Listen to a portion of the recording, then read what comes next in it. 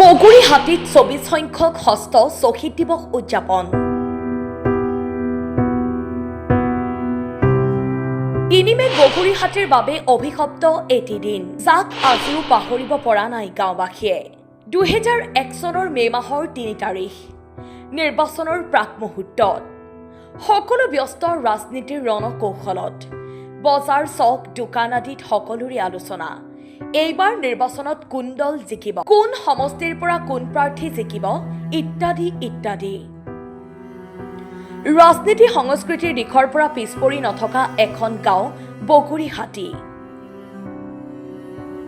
বগুড়িহাটিত জনপ্ৰিয়তা লাভ কৰিছিল সেই সময়ৰ অগপৰ শক্তিশালী নেতা তথা বৰ্তমানৰ বিজেপি চৰকাৰৰ মন্ত্ৰী চন্দ্ৰমোহন পাটোৱাৰীয়ে। দলীয় কৰ্মীসকলে তেওঁলোকৰ মনপচন্দৰ প্ৰাৰ্থী চন্দ্ৰমোহন পাটোৱাৰীক বিপুল ভোটত জয়ী কৰাৰ আপ্ৰাণ চেষ্টা অব্যাহত ৰাখিছিল আৰু নিৰ্বাচনী কাৰ্যালয়ত দলীয় কৰ্মীৰ বৃদ্ধি পাইছিল ব্যস্ততা। সেই দিনটোৰ আছিল বগুড়িহাটিবাসীৰ বাবে এটা অভিশপ্ত দিন। বগুড়িহাটি হাইস্কুল চকত সন্ধিয়াৰ সময়ত দলৰ কৰ্মীসকলে এটা অস্থায়ী নিৰ্বাচনী কাৰ্যালয়ত অইনদিনাৰ দৰে সিদিনাও দলৰ ৰণকৌশলত ব্যস্ত আছিল। হঠাৎ গৰজি উঠিছিল বন্দুক, হৈছিল ধাৰাসাৰ গুলী বৰ্ষণ। বাৰুদৰ শব্দই আতংকিত কৰিছিল বগুড়িহাটি অঞ্চল। আততায়ীয়ে চলাইছিল নিৰ্বিচাৰ গুলীবৰ্ষণ।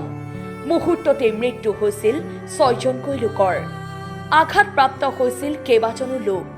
মাধৱ চৌধুৰী, শৈলেন শৰ্মা, গকুল মেধি, অৱনী মেধি, বিজয় তালুকদাৰ আৰু ৰছমান আলীয়ে ধাৰাসাৰ গুলীবৰ্ষণত প্ৰাণ হেৰুৱাইছিল। আজিও পংগু হৈ ৰল আততায়ী গুলীত আঘাতপ্ৰাপ্ত জগদীশ মহন্ত, জগন্নাথ তালুকদাৰ, কৈলাশ তালুকদাৰ, উত্তম মেধি, কালীচৰণ তালুকদাৰ, সনাতন তালুকদাৰ আৰু অমল দাস। সেই নৃশংস হত্যাকাণ্ডৰ আজিও ন্যায় নাপালে বগুড়িহাটিবাসীয়ে। প্ৰতি বছৰে 3 মে তাৰিখটো বগুড়িহাটিবাসীয়ে শ্বহীদসকলক সোঁৱৰণ কৰাৰ উদ্দেশ্যে পালন কৰে শ্বহীদ দিৱস। এইবাৰো বগুড়িহাটিত পালন কৰা হৈছে শ্বহীদ দিৱস। মন্ত্ৰী চন্দ্ৰমোহন পাটোৱাৰীৰ লগতে বগুড়িহাটিবাসীয়ে এই শ্বহীদসকললৈ জ্ঞাপন কৰে গভীৰ শ্ৰদ্ধাঞ্জলি।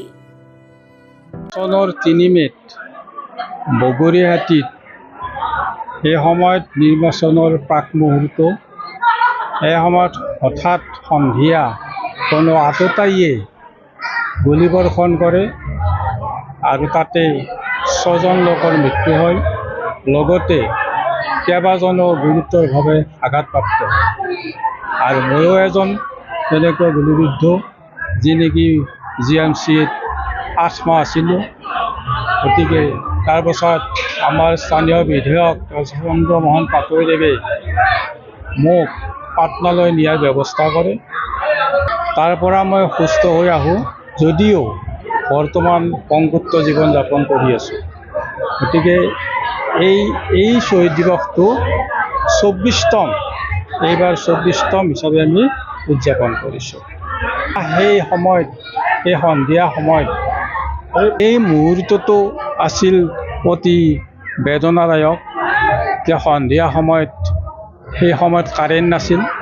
হঠাৎ আততায়ীয়ে AK-47 তেতিয়া লগে লগে 6জন ঢলি পৰে আৰু বিভিন্নজনৰ চিৎকাৰ, চাৰিওফালে এটা নিমাওমাও পৰিৱেশ। এই পৰিৱেশটো আজিও মনত আছে আৰু সেই মনত পৰিলে গা শিয়ৰি উঠে। এনেকুৱা ভয়াৱহ দিন যাতে কাৰো জীৱনলৈ নাহে, তাই কাৰণে মই ভগৱানৰ ওচৰত প্ৰাৰ্থনা জনাইছোঁ। দিৱসটোত আমাৰ মাননীয় মন্ত্ৰী চন্দ্ৰমোহন পাটোৱাৰীদেৱে বিভিন্ন মাজেদি, কৰ্মৰ মাজেদি হ'লেও এবাৰ হ'লেও ইয়াত দেখা দিয়ে। সেইদিনা দিনটোত আহি এই শ্ৰদ্ধাঞ্জলি অনুষ্ঠানটোত পুষ্পাঞ্জলি অৰ্পণ কৰে আৰু শ্বহীদ পৰিয়ালবৰ্গক 2 এষাৰ মাত লগায়, ৰাইজৰ লগত কথা বাৰ্তা হয়। তাৰপিছত আমাক অকণমান চমু ভাষণেৰে সামৰণি মাৰি তেখেতে আমাৰ পৰা বিদায় লৈ আহে।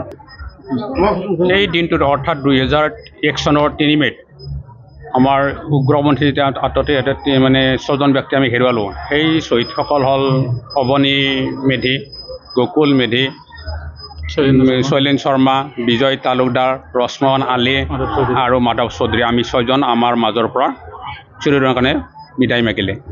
আৰু আমি প্ৰায় 6-7জন ব্যক্তি আমি আহত হৈ গ'লোঁ। আৰু আমাক লগতে আহত পৰিয়ালৰ ব্যক্তিসকলেই হওক আৰু আমাৰ স্থানীয় মানুহখিনি আমাক দৌৰাদৌৰিকৈ আমাৰ GMCলৈ প্ৰেৰণ কৰিলে। আৰু তাতে আমি কেইবাদিনো ধৰি থাকিলোঁ। আমাৰ মাজৰে বিশেষকৈ আমাৰ জগদীশ মহন্ত প্ৰায় 6 মাহ থাকি তাৰ পৰা আকৌ মানে পাটনালৈ চিকিৎসা কৰাৰ কাৰণে আমাৰ মাননীয় চন্দ্ৰমোহন পাটোৱাৰীয়ে তেখেতৰ নেতৃত্বতে মানে ট্ৰিটমেণ্ট শুশ্ৰূষা কৰিছিল।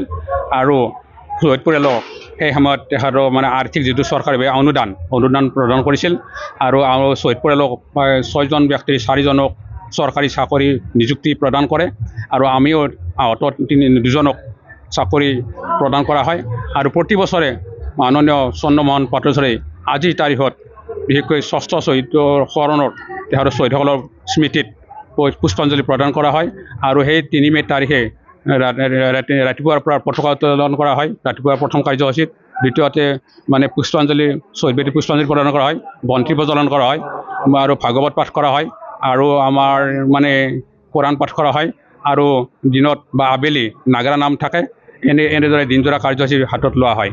আৰু এই ক্ষেত্ৰত বিশেষকৈ চন্দ্ৰমোহন পাটোৱাৰীয়ে আৰ্থিকভাৱে এই অনুষ্ঠানটোৰ অনুদান প্ৰদান কৰা হয়।